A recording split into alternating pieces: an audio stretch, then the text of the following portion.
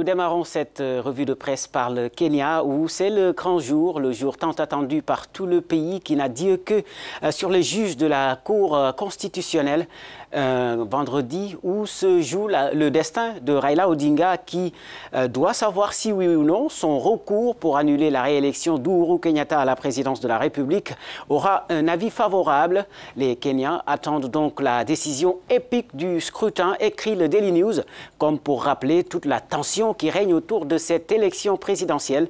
Le journal d'indiquer que parmi les problèmes auxquels les 7 juges sont confrontés figurent des irrégularités dans le décompte des bulletins et ils devaient voir si ces irrégularités, j'y arrive, étaient suffisamment importantes pour annuler les résultats, ce qui semble peu probable au vu en tout cas des antécédents. Mais les partisans de Raila Odinga veulent encore y croire.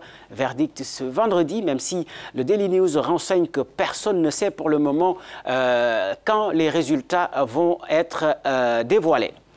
En Côte d'Ivoire, Fraternité Matin est revenu sur la déclaration conjointe entre le président Alassane Ouattara et le chef de l'État français Emmanuel Macron. Ce dernier a réaffirmé le soutien de l'Hexagone à la Côte d'Ivoire, estimant notamment que la France fera tout pour que le président Alassane Ouattara puisse conduire les réformes essentielles pour son pays et pour la région jusqu'à la fin de son mandat.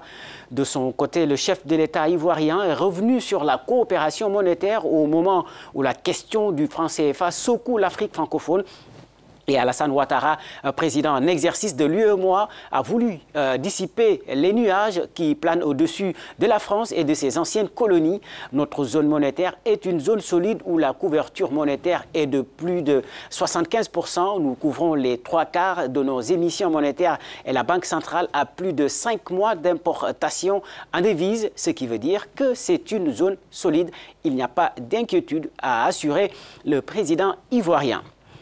L'agence Ecofin, elle, revient sur le rapport de la Banque mondiale sur l'accès aux services d'eau et d'assainissement durable qui reste parmi les objectifs majeurs du continent africain.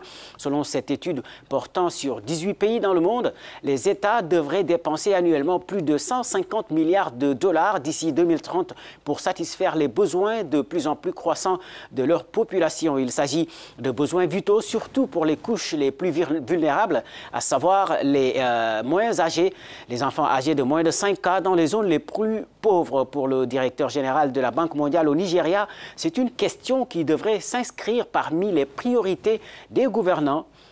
Les services d'eau et d'assainissement doivent être considérablement améliorés pour éviter des conséquences désastreuses sur la santé et le bien-être, rappelle-t-il, tout en soulignant que la diarrhée est aujourd'hui la 2e cause de mortalité des enfants âgés de moins de 5 ans. Les enfants pauvres souffrent également de maladies intestinales qui, avec la sous-alimentation et les infections, sont responsables du retard de croissance.